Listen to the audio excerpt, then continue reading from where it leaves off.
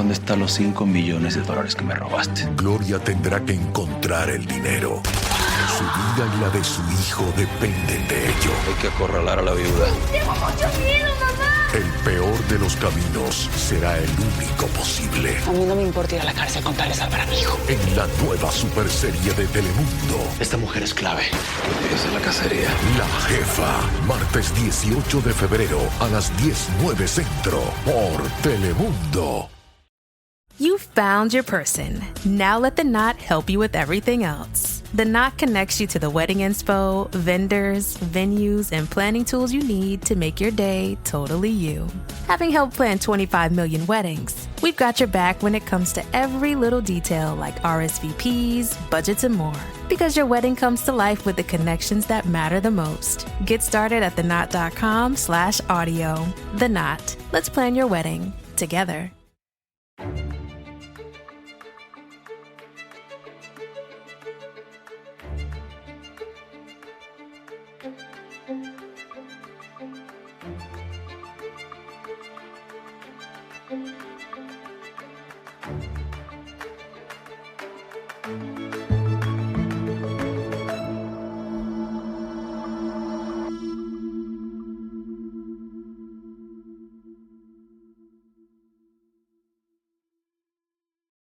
Welcome back to Murder in the Black. It is your host, Steph. And I'm MD. And we wanted to give a quick announcement just to our regular weekly listeners. MD and I have been trying to get on a rhythm. Last week, I said that we had a family emergency, and that family emergency is that our dad, who has been featured on our podcast several times, and he was the voice that says, "This is Steph and MD." Yeah, that guy. He's been hospitalized twice, and it definitely has thrown us off our rockers, and we're trying to adjust while being mothers and working and being there for our parents. Shout out to our dad. He's back at home, and he's resting, and that's why you guys have seen not delays on Thursday, but there was some delays on our paid subscription. That's just hey, pray for us, send some good thoughts our way. And give us a little grace as we try to find a new rhythm in this season. We will get back together and get it working and things churning the way that it used to, even better. But we're trying to find some balance right now. Right. Let's go ahead and get into our true crime case for today. So grab your coffee if it's the morning, your lemonade if it's the afternoon, and your wine if it's the evening. But either way, let's get into it.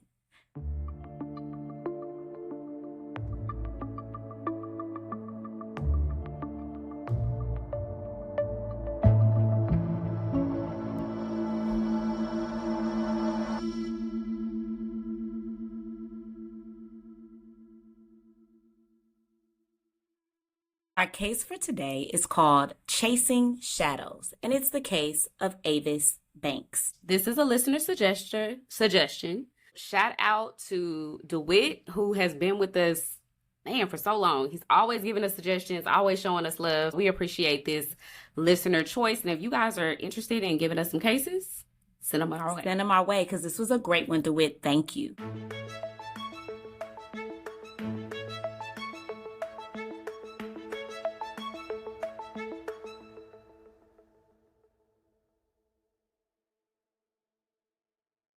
Exhausted from the day and ready to get home and unwind, Avis Banks clocked out of her job as a daycare teacher around 5:10 p.m. on November 29, 2006, and headed to her house that she shared with her fiancé, Keyon Pittman.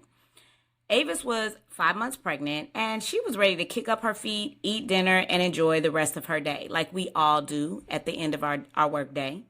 She hopped into her car, and at 5:36 p.m., she called her fiancé, Keyon, because she needed to figure out what were the dinner plans, because that's the most important thing at the end of the working day. What are we eating? This call would be the last call Avis would make. Avis pulled in front of her house. She grabbed the mail, got out of the mailbox, and drove her car into the garage. As she exited the car, she was ambushed. She was shot and stabbed several times.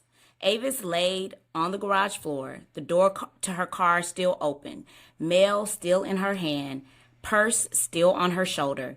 She stood no chance against this vicious attack. 27-year-old Avis Banks was born and raised in Vicksburg, Mississippi. She was the middle daughter of Fred and Deborah Banks. She was the first in her immediate and extended family to graduate college, and she didn't just do it by the skin of her chin. She did it with honors, cum laude. She had beauty and brains, and she was determined to be successful. She was loved by all that knew her. She met the love of her life, Keyon Pittman, in the winter of 2004 at a gym. They hit it off immediately, mainly because they both had a love for teaching the future generation. Keyon Pittman was a teacher and basketball coach at Chastain Middle School, and he often dedicated his non-working hours to volunteering to help the children in his community and at his school. This won Avis over, and eventually her and Keyon bought a house together and they moved in. Shortly thereafter, she got pregnant, and in the fall of 2006, Keyon asked Avis to marry him. They were preparing for a February wedding and eagerly awaiting the birth of their son. On the surface, Avis's life seemed to be going well. Her family adored Keyon. She had a home in the suburbs of Jackson, Mississippi, an upcoming wedding, and a baby on the way. But the cracks in their love story began to rear its ugly head on Thanksgiving Day in 2006. Now, Avis's family recounts that on Thanksgiving, Keyon seemed distracted. His phone was constantly ringing. He was texting incessantly, and he even excused himself several times to go take phone calls. Now, this was very strange to Avis's family because he was always very attentive, very engaging. I mean, that was the reason they fell in love with him. And they also recalled that Avis seemed uncomfortable by all these calls and text messages, and she even seemed a little bit irritated, but she didn't call Keyon out on this behavior.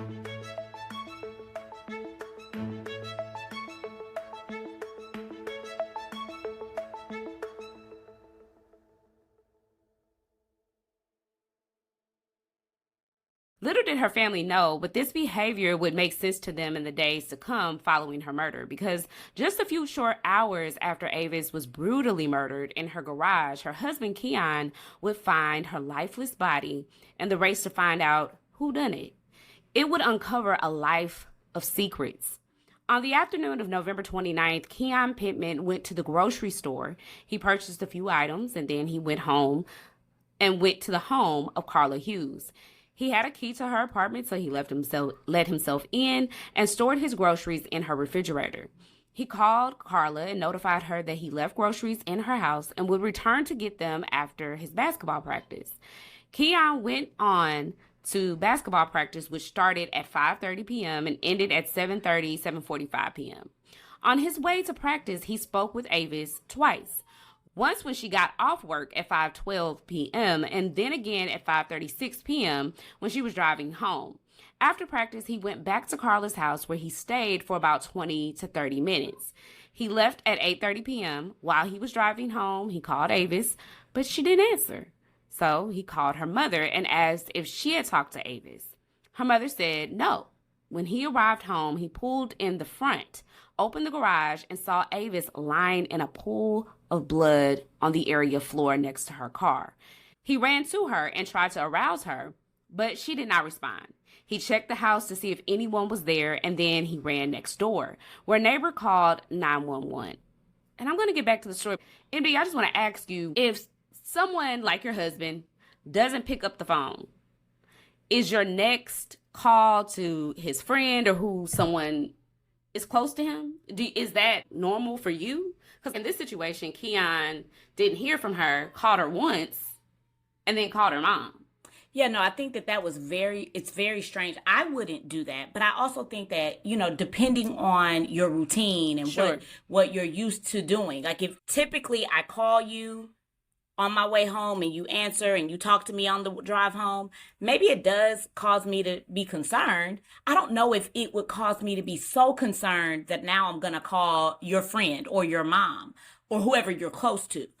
I think that it would just make me concerned. I may even call back. I don't think that I would necessarily go to the next step of calling the parent. And in this case, Steph, the mom was interviewed about it, Avis's mom, and she even said that it was unusual for him to call her and ask, have you talked to Avis? I think that it is unusual. Right. Both for me, it's unusual. I wouldn't do it. But I think even in this circumstance, the mom said it was unusual. Yeah. What's so interesting is that you hear about all these different oddities that happen in true crime cases. And usually, now this is where it's not a golden rule, but usually people find oddities and they say that's unusual for them, but they rationalize why that may have happened. And I think that's just a normal instinct that we all have. Like, oh, he usually picks up the phone, but maybe got busy, maybe something else happened, let me call again. So I just want to bring you guys' attention to that. He runs back to Avis as he already went and told the neighbor to call 911, and he held her until the police arrived around 8:46 p.m. The paramedics pronounced Avis dead on scene. Investigators began the investigation into who killed Avis Banks. They noticed that the rear entry of the house was kicked in. The police were able to lift 2 good footprints from the back door, which is amazing. I'm always amazed when they're able to get good forensics. Like two good, like they were quality, a full print of the foot. And they got 2 of them, not just 1, but 2. There were blood smears along the wall and a light switch plate. There was a bullet hole in the lower left corner of the garage door, but no shell casings were found. They noticed quickly that this was a staged burglary. Every other drawer in the master bedroom was pulled open. In the bathroom, the medicine cabinets and places where you store cleaning supplies were open. Unusual if you're trying to rob somebody. I mean, like, who is looking, like, if I'm robbing a house, I know that typically drawers in the bathroom are going to be where towels are and cleaning supplies are and medicine is. I'm not going to even waste my time there. I'm going to go other places. But every drawer in the bathroom was open, while in the bedroom only every other drawer was open. So you was just like, 1, skip that drawer, 2, skip that drawer, 3. What? Like, I mean, it just looks so staged to the investigators. They were like, this is not investigators. This is staged. Right. Clearly. Right. Additionally, nothing was taken. The perpetrator also pulled Avis's pants down to appear as if there was a sexual assault.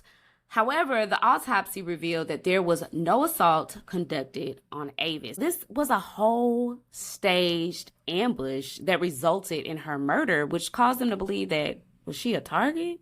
She obviously was targeted. What happened?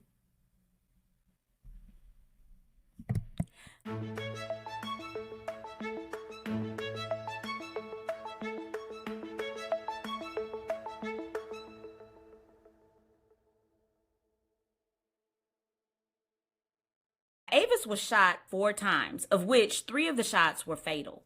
The stab wounds were not fatal, however, because according to the medical examiner, they were likely conducted post-mortem. After she had already died, the perpetrator stabbed her several times. So overkill at that point. Absolutely overkill. Because 3 of the shots were already, any one of the 3 shots would have killed her.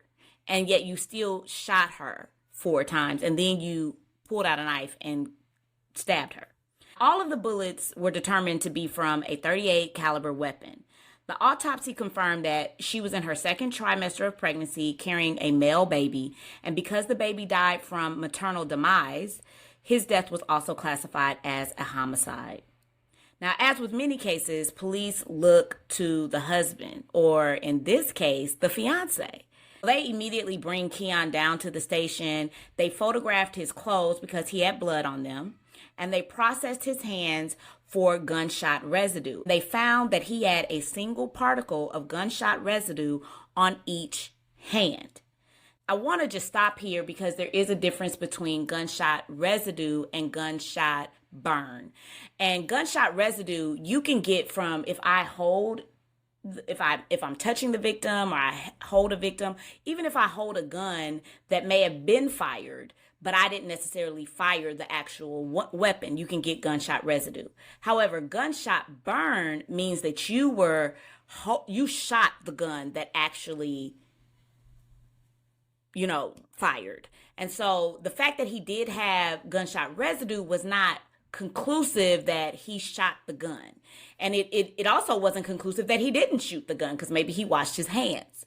So and I think it also just goes to show that the fact that it was only a single particle of gunshot residue just really didn't look like he necessarily fired the weapon. Although all of this was true, they still questioned him extensively. Now, initially, Keyon, he was very cooperative. He answered their questions, was trying to give them as much information as they were looking for. But police were bothered by his demeanor, because although at the crime scene, he appeared to be quite emotional, he was hollering, they also noticed that he wasn't crying. So although he was screaming for Avis and making very loud communication about Avis, there were no tears necessarily coming from his eyes. However, when he got to the police station, it was a stark contrast. He was very calm. He was observed to be collected. And they even noticed that he was laughing at times. This was very odd to the detectives. And Steph, what are your thoughts about that difference in behavior from going from screaming about your fiance who's dead on the scene to being observed to be very calm and collected even? We've talked extensively about how your demeanor does not then translate to guilt, that you have anything to do with it at all. What's so interesting going through this situation with my dad, I have come to realize that I'm a processor. I need time to process my emotions, how I feel. And so my demeanor by default sits at calm. Just, staring. I might look a little agitated, but for the most part, you won't really be able to read my emotion if you don't know me, right? Like to a police officer, I might look like my demeanor is peaceful and what's wrong with you? And it has come to my understanding through this particular situation with my dad that this is often the case with other people. And why I have intellectually been able to explain that before, it's another thing to be able to empathize with it and to feel it. I think that to see his demeanor and to see a stark change, he could have just been shocked. I mean, he just found his fiance, who was carrying his child in her second trimester, dead. He might have been groaning, not crying, but then he gets to the police station and now he's just he's shocked. Right. He's probably hasn't fully processed or accepted the fact that she isn't there. And a detective even remarks that he said to Keyon at one point, your fiance and your son, like, they're dead. And Keyon says, oh yeah. It's possible that it just hasn't fully set in. But another thing that they observed is that Keyon actually made a phone call to someone while he was sitting in the interrogation room. And you got to understand that in this day and age, it's all being recorded. Okay, so you may be in there by yourself and nobody's in there talking to you, but please know that there is video that is recording and watching your every move. And so he's making phone calls, and on one of these calls, whoever he's talking to, he calls them babe. B-A-B-E. And, I know we say babe, like, people say babe to the same sex, and I may not know you, but like, I like your shoes, babe. But I don't have an explanation for that behavior. Yeah, that and the police did not have an explanation for that. You're on your either. own, Keyon. And as if they didn't already think he was involved, they certainly did now. But as they begin to get to the heart of the questions, Keyon lawyers up and refuses to talk to the detectives anymore. And kudos to him, because what do I say? Innocent or guilty, get an attorney and be quiet, right? So that's exactly what Keyon does. Now, the detectives set out to figure out how Keyon was involved in this crime because they know at the core of their heart, they know that he's involved. But as they dug deeper into the evidence... Still getting around to that fix on your car? You got this. On eBay, you'll find millions of parts guaranteed to fit. Doesn't matter if it's a major engine repair or your first time swapping your windshield wipers. eBay has that part you need, ready to click perfectly into place. For changes big and small. Loud or quiet. Find all the parts you need at prices you'll love. Guaranteed to fit every time. But you already know that. eBay. Things, people, love. Eligible items only. Exclusions apply.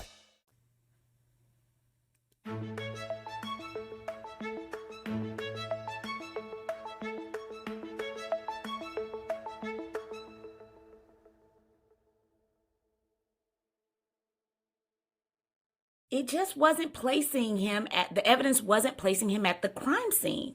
You see, the investigation concluded that Avis arrived home between 5:50 and 6 p.m. and that she had been killed shortly thereafter. Now, Keyon's cell phone records conclusively place him 15 to 20 miles away at Chastain Middle School during this time.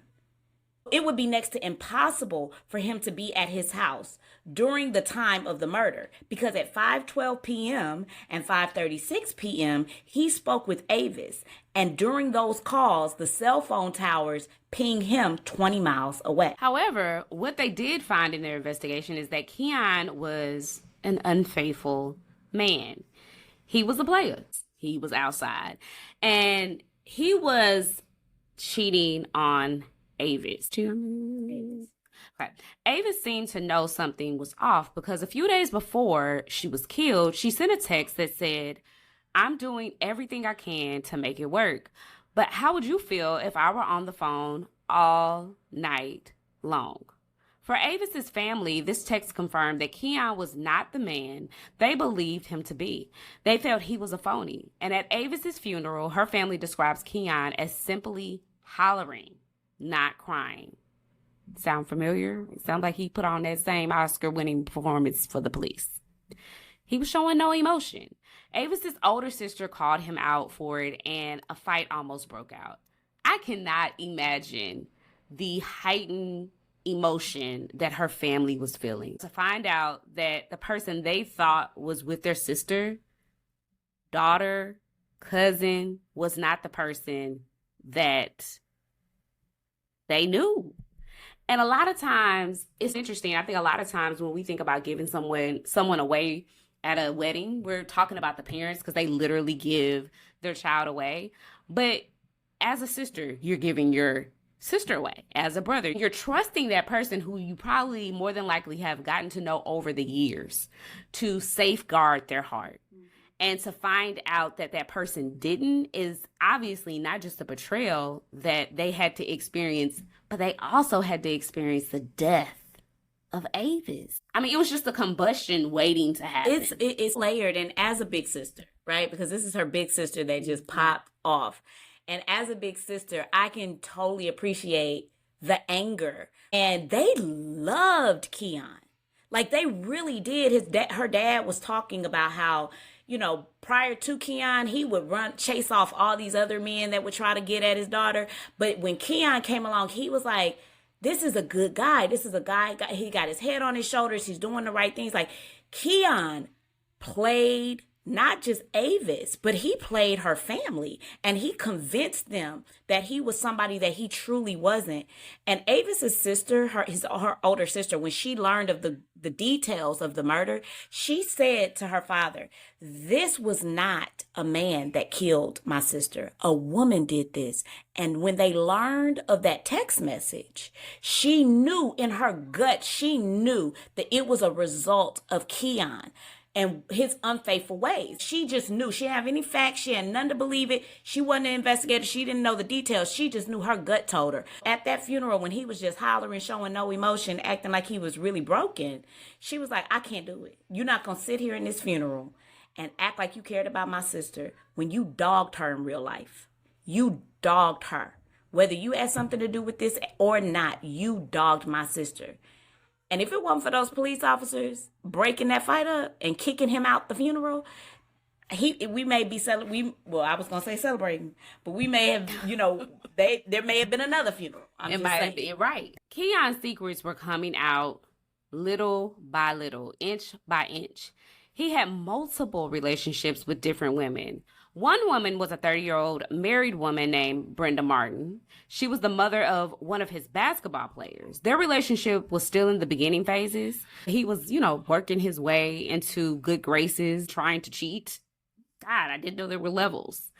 They would flirt through texts and phone calls, and when the police paid Brenda a visit, she quickly provided an alibi that checked out, and her cell phone records definitively placed her elsewhere at the time of the murder. And I'm sure she was just like, you know what? See, I hope she got it together and made her marriage work.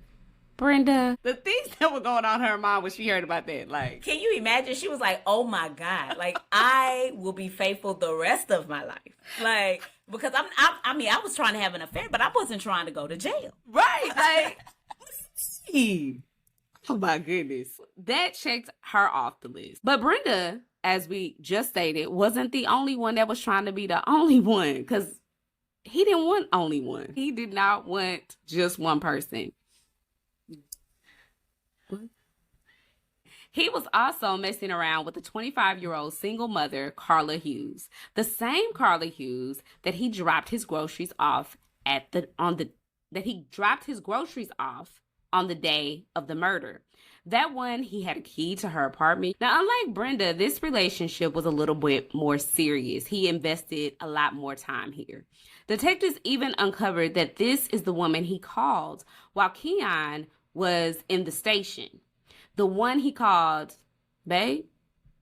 And he didn't just call her while he was in the station, but he called her before the neighbor called 911 that night. The police believe that Carla was their ticket to bringing down Keyon.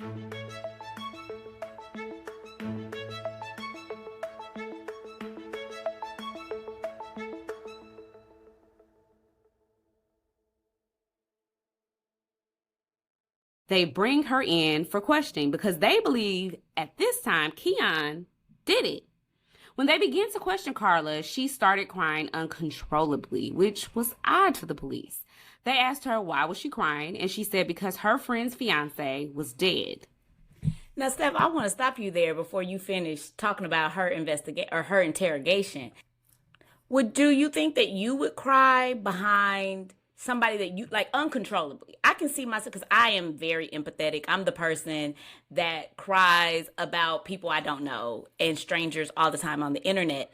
But if somebody brought me into the station to question me about a crime that happened, about a person that I didn't have a relationship with or didn't know, would you be crying uncontrollably the way that they describe that? Is that normal to you? Would that be odd to you? Yeah, I think so. Because at this point, they don't know that they're in any type of relationship. That would be even more odd. But, I mean, at this point, you don't know anything. I mean, you might feel bad, but outside of that, it seems weird. Yeah, it seemed really weird to me when I heard that she was crying uncontrollably. I don't understand what... I can see you shedding some tears. Wow, like a woman lost her life and she was pregnant, but they said she was crying so uncontrollably they were not able to question her at that time. Like they had to wait till she calmed down. Once she got control, she described her relationship with Keyon as simply friends. Told them that they met at Chastain Middle School where they were both teachers. Finally, after more pushing and prodding, she confessed that their relationship was more than just friends, but she stated that it was a sexual relationship, and in her mind, it was just a casual fling. She even stated that Avis was aware of her and that Avis didn't care. She didn't want Keyon to leave Avis, and she never asked him to, which makes it even more weird that you're over here crying about his fiance.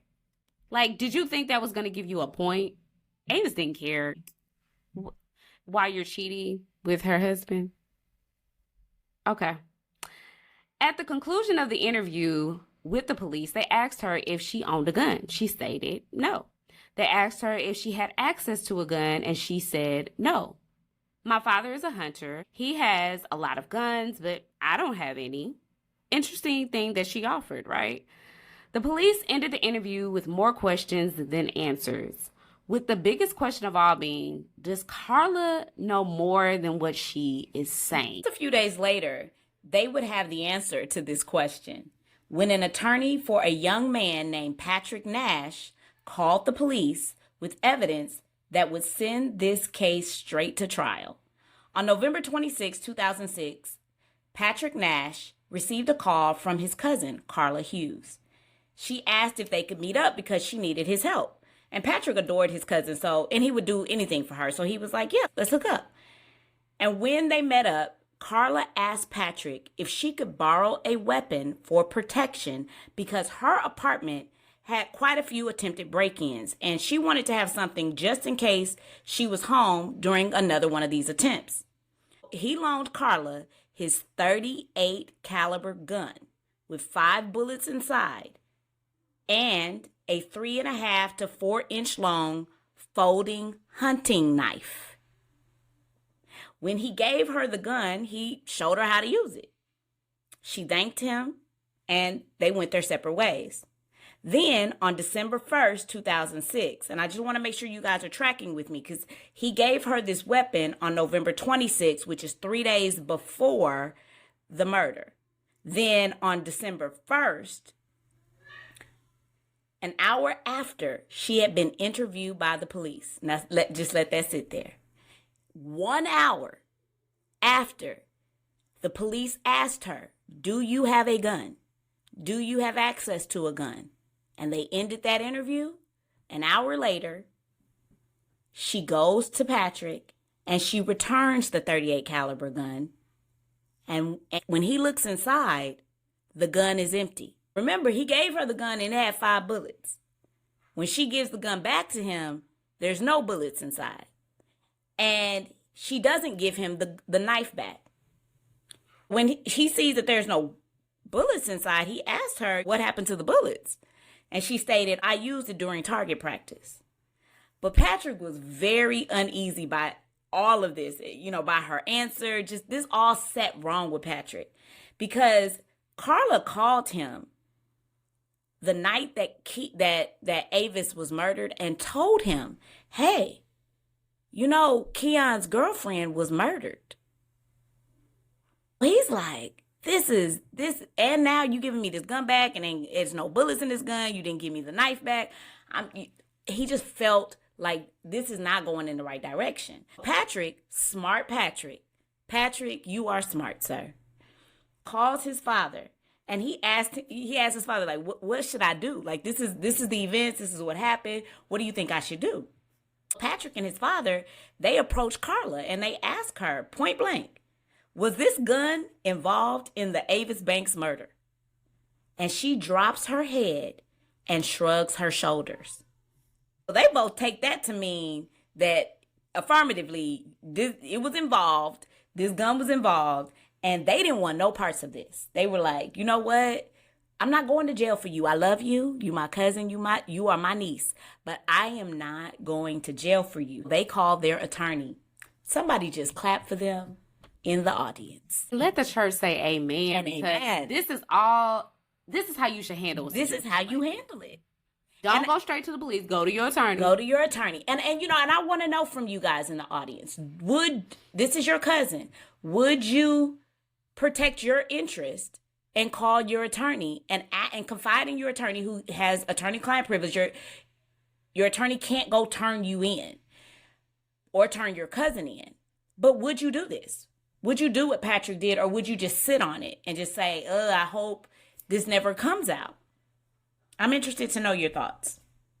But they call their attorney, and their attorney advises them, listen, you've got to turn this gun into the police, and you need to provide a statement to the police as to what occurred, because otherwise, if this gun ever comes back to you, you could be implicated as an accessory after the fact. Regardless of the fact that you knew nothing about the crime, weren't there, didn't pull the trigger, you could be implicated. And so they listened. They listened to their attorney, and they took this information straight to the police.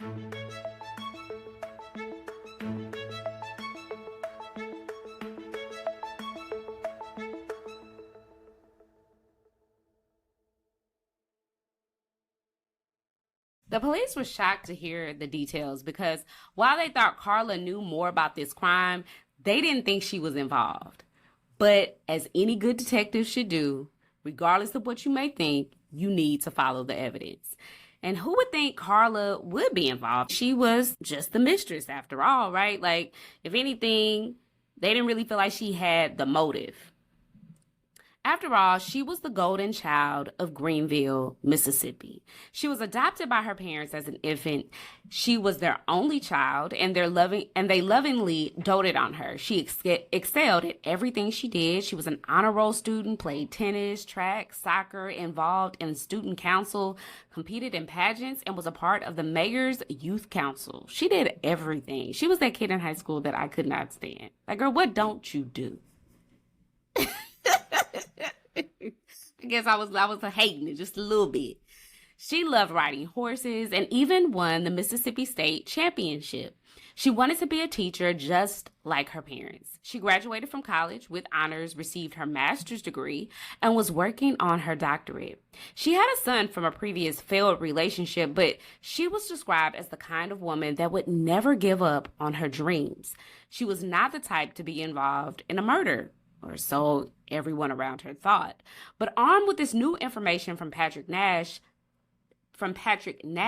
attorney, the police arrest Carla and charge her with accessory after the fact. They attempted to make a plea deal with her, but she refused to implicate Keyon in the murder.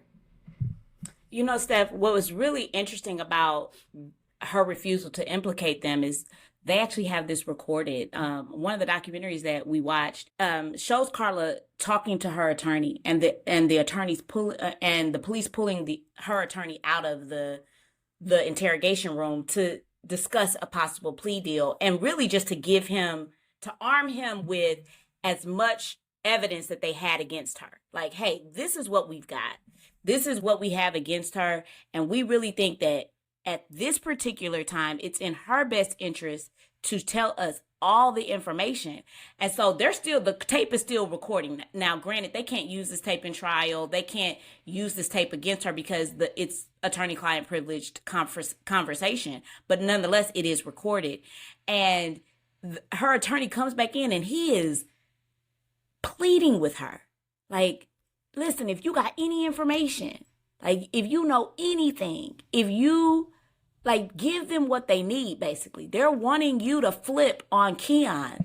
Because they really felt like Keyon was involved. You know, they didn't know at the time. But she refused to do so. So the police then search her apartment.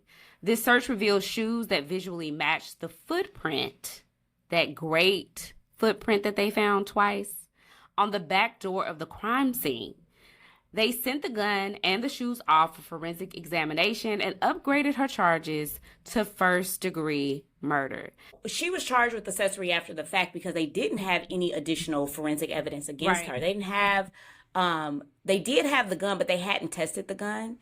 And they felt like, at most, even if she pulled the trigger, they didn't feel like she pulled the trigger, but they felt like at most at the time that she was just simply the mistress that was following the orders of Keyon. So at the time before they searched her house, they didn't have enough evidence to charge her with anything more.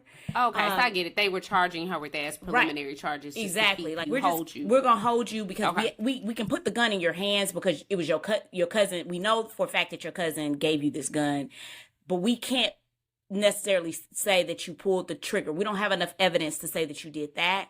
At this time, we're just going to charge you with accessory after the fact, meaning you gave the gun, tried to hide the gun, tried to get rid of the gun.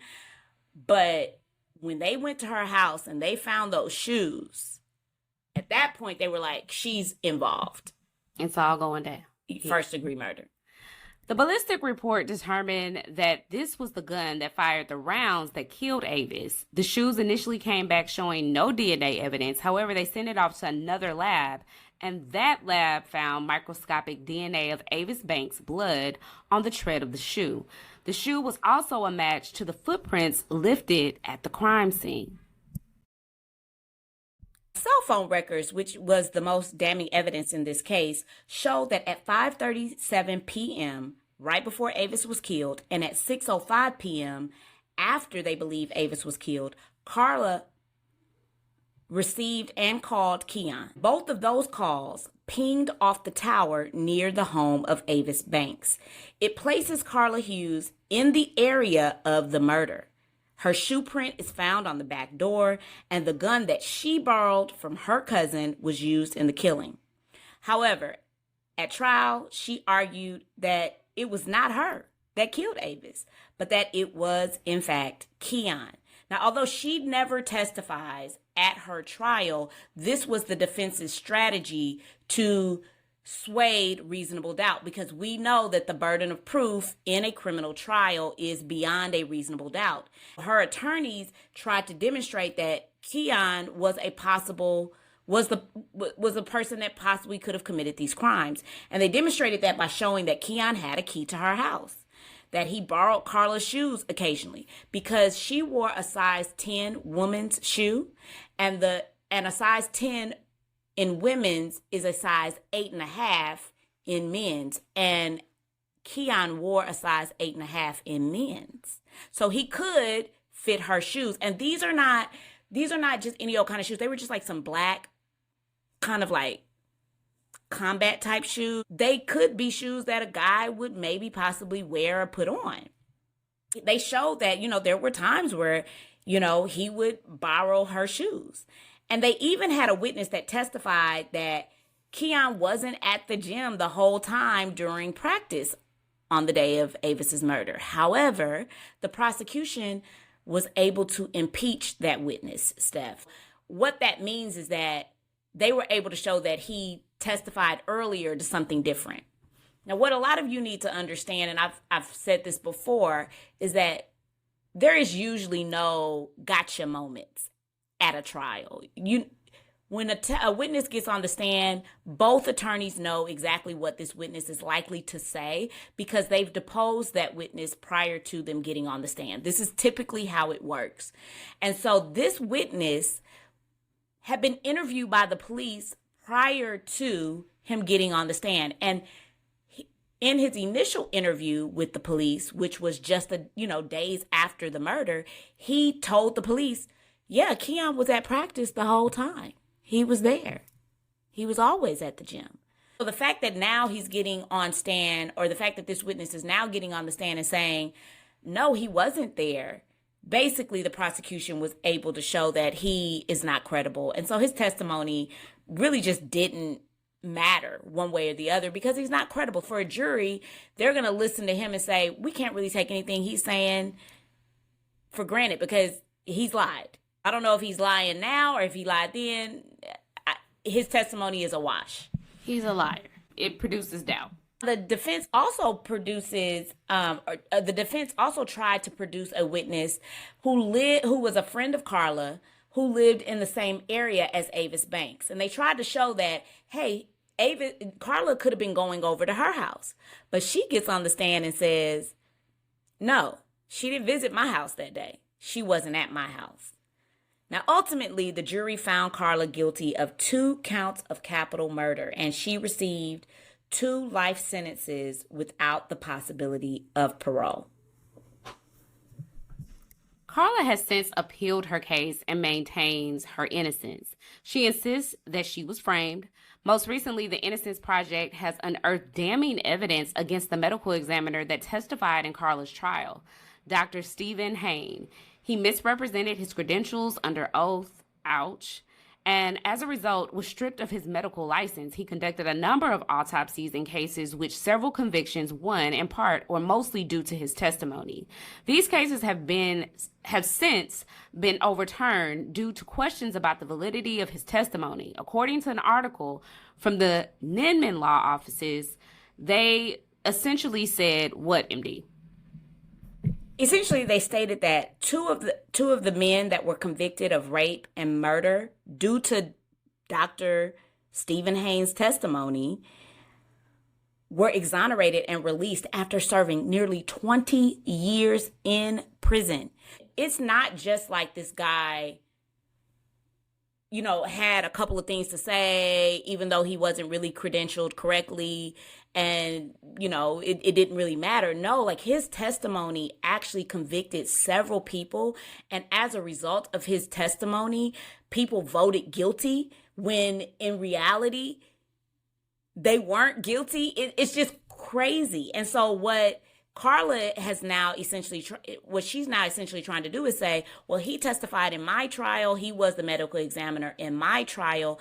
And so therefore, I should get a new trial. And so it all begs the question, and I'm going to ask Steph, and I want you guys to answer in the chat, should Carla Hughes have a new trial in light of these facts about Dr. Stephen Hain? My answer is no, because, and I don't know if they have polled the jury that convicted her, but it sounds like just from what we saw in articles that the most damning piece of evidence was the cell phone records that pinged her near Avis's home, and the fact that she borrowed that gun from her cousin and she never gave back that knife.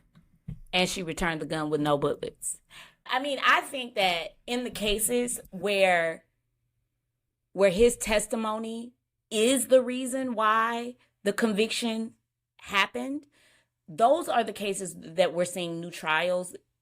And those are the cases where we're seeing these criminals or these people being exonerated, right? Because it hinged their guilt or innocence hinged totally and solely on his testimony, to which we are now questioning the validity of. Like, was he even accurate in his decisions on, or determinations, his findings? But in this case, it didn't hinge on his testimony. We know that Carla was shot 4 times. According to him, 3 of those shots were fatal. According to him, the stab wounds occurred post-mortem. That is not indicative of whether or not she shot the gun, whether or not she made the stabbings. Like, he didn't put the gun in her hand. The cousin did. That testimony still stands.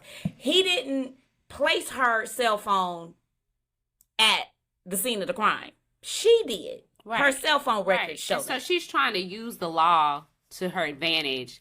But the question then that I have, even if she is able to get that appeal granted, what new evidence do you have? Because you still going to be convicted a second time. Right, because these cell phone records are still going to come in. Right, like all of that damning evidence is still these gun there. records, your cousin and your uncle testified against you at trial. So I just don't see how you get to be, and what I want to make clear is that there are errors that occur in trial, and when you go to appeal, the appellate court is judging whether those errors would, more likely than not, return a different verdict. And so even though there could be an error in his testimony and the autopsy results could prove to be inaccurate and would have a different result, what the appellate court has to determine is, well, in light of this error, would these same jurors, now hearing this new evidence about this autopsy, return a different result? And I think that the answer to that question is no. They would not return a different verdict. Because I think that the prosecution proved beyond a reasonable doubt, and I rarely say that in these cases, that she did this crime. I think the question that I now have for you, Steph, and also for you listening, is do you think Keyon was involved?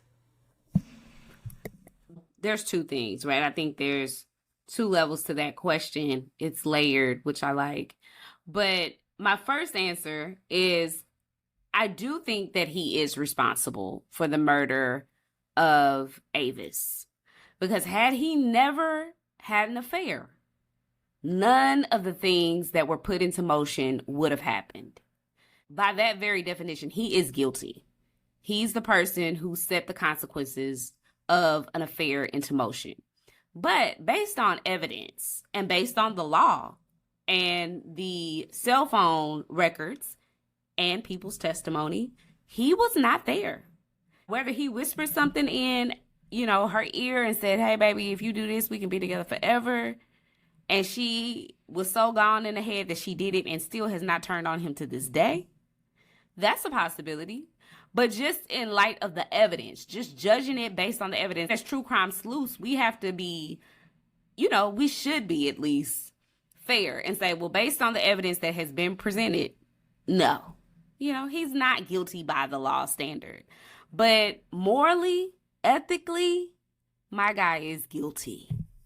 I agree with you, Steph. I think there are so many things that you can sit with this. And there were some details that I didn't mention or that we didn't mention in the facts of this case. Like one of the things that looks damning against him is that the neighbor said typically when Keyon would come home from work, he would park in the front of his house and he would enter into the front door. He never went in through the garage. Avis was the only one that would park, and she would open the garage and she would park in the garage and she would enter the house through the garage. He would always park in the front and enter through the front door. The night of the murder, he parked in front of the house. He did not turn his car off. The door to his car door was still open, and he opened the garage. He didn't attempt to go in through the front door, and the neighbor just noted, like, that's odd. And so I think it is odd. Does it say definitively that he had something to do with it? No. Does it say that he possibly knew about it after the fact? Like, because we do know that after practice, he went to pick his groceries up from Carla's house. He notes in trial transcript testimony, if you read the transcript, he does note on the stand that she was eerily quiet. Like, Carla was unusually quiet when he went back to her house after practice. And he was there for about 20 to 30 minutes. Maybe she made mention. Maybe he said some things. Maybe that's why it caused him to call her mom when she didn't answer the phone, because maybe she said something or didn't say something or acted a certain way that made him get scared about the fact that Avis may be hurt, because she had threatened to expose their relationship to Avis before, and he was able to kind of block it. You know, she was stalking them, and she told him, I'm on my way to your house. And he said, he called her, he's like, you come, I'm calling the police. And she was able to stop it. So maybe there's a lot of maybes, right? There's a lot of maybes, and we don't know. I think it's interesting that you point out, Steph, that she still to this day has not implicated him. To this day, she has not turned on him in light of the fact that police have done everything while she was in prison, because she sat in prison for 2 years before this case went to trial.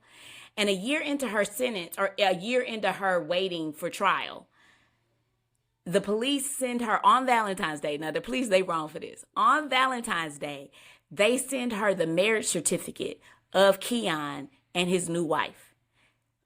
They were wanting to see if, now knowing that he, not only is he free and not sitting in jail with you, but he's gone on and gotten married to a whole nother woman, is that going to make you turn? And it didn't. Her response was, I'm not surprised. Yeah, that's interesting. You know, it is. It's really interesting. And you know, so it is possible that she just did this on her own, hoping that she would win Keyon's heart, hoping that in light of the fact of getting Avis out of the way, that he would just naturally come to her. But we'll never know. I'm interested to know your thoughts. But, you know, what we do know about Carla is that Carla had experienced a lot of relational hurt in the past. The father of her son, they were engaged, and on the day before the wedding, he calls it off. And so we know that, you know, she had experienced a lot of heartbreak. And so maybe, you know, and on the heels of that heartbreak, she meets Keyon. You know how we often say, move on to the next, get up under another one. And that just is not the right advice. Because she moved on to Keyon, and it totally changed the trajectory of her life and the consequences therein. That still holds her accountable for her choices, but it just changed it forever. In lieu of all that we've said thus far and our thoughts about, you know, Keyon, what is the takeaway for this case?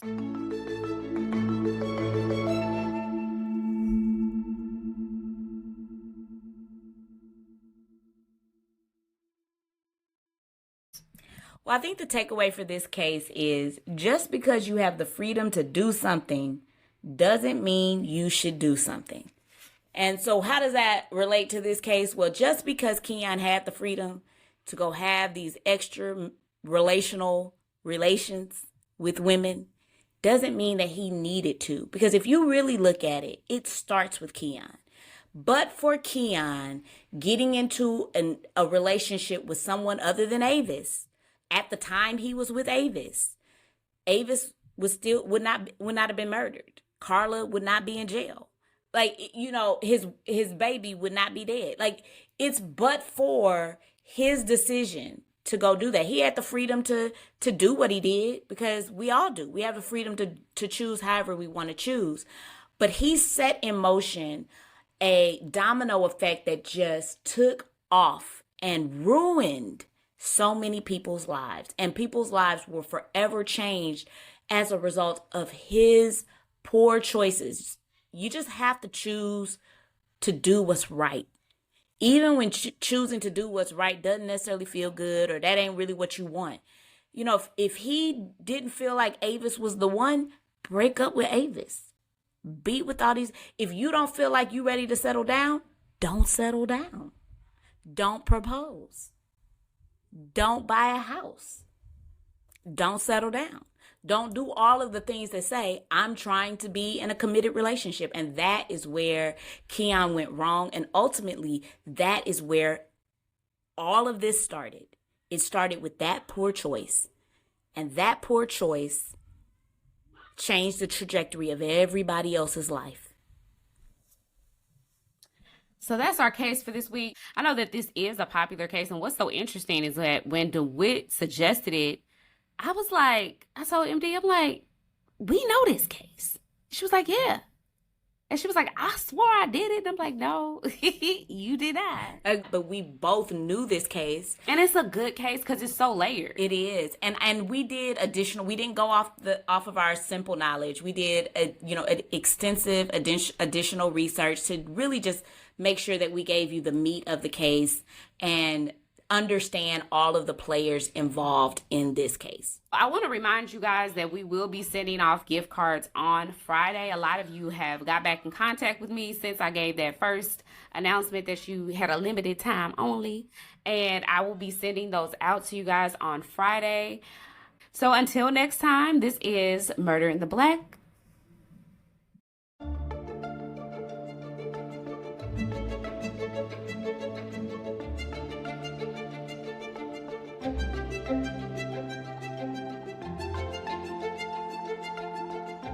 Thank you.